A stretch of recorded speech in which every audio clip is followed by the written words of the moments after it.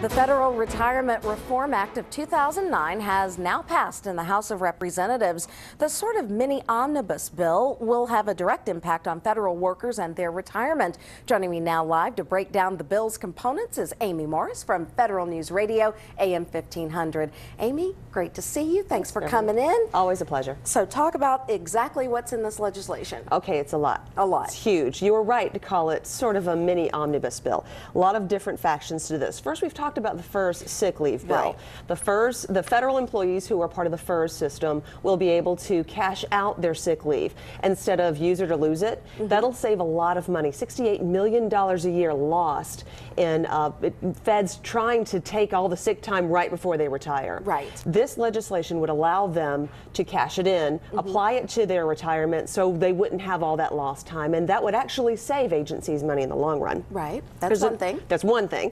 The other thing is the FERS Redeposit Act. Now, part of the brain drain in the federal government is people retiring, but now people are sort of starting to think about coming back to the federal government working part-time. Right. If they do that, they could get dinged in their retirement. Right. This would fix that. They would be able to redeposit that money and they wouldn't lose it. So that's the FERS Redeposit Act, another part of this legislation. Then we go to the TSP part of the legislation, and that's the opt-in versus the opting out, the automatic enrollment. The TSP currently, when you become a federal employee, you have to actually take the action, the initiative to join the TSP. This would switch that, sort of flip it on its ear. So you would automatically be in. You would automatically be in, and you could opt out if you want to. That would actually make the TSP bigger and theoretically safer, put more money into the TSP. And if you're say 25 years old, it's a great idea because when you're young, you don't normally think about joining the TSP or your retirement. You're 25. Or if it takes some effort, you're like, oh, I'll get to that later. Exactly. If it takes effort, you may not be worried about that so much. Right. Another part of it is the Roth option. The Roth option talks about your pre-tax dollars. Do you want to have your pre-tax dollars put into your retirement, or do you want to pay those taxes immediately and not worry about it when you retire? That is an option that you would be able to exercise if this becomes law. That Roth option will allow you to take a chunk of it, pay pre-tax dollars now, maybe pay taxes later, depending on how you want to divide it up. The final part of this is the mutual. A lot of parts. I know, it's at least 5 parts. There's more to it even after this. The mutual fund window.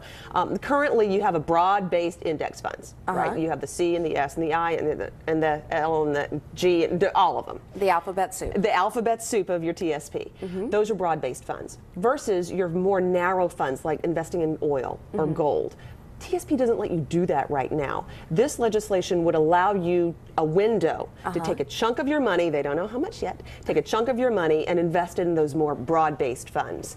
And they're weighing on how big the window would be and how much of your money they would allow you to do that with. But that will help a lot of people who want the option to invest in something that may be high risk, but also would have a high payoff later. So we said that the House has passed this. Has the Senate passed it? Not yet. Nothing's happened with the Senate yet, and as you know, they're in recess, so we just have to wait and see what happens.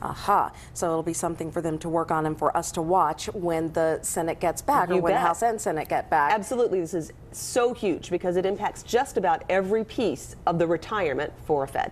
All right. Amy Morris, as always, it is a pleasure to see you. Thank you for coming in. Always a pleasure to be here. Thanks. All right.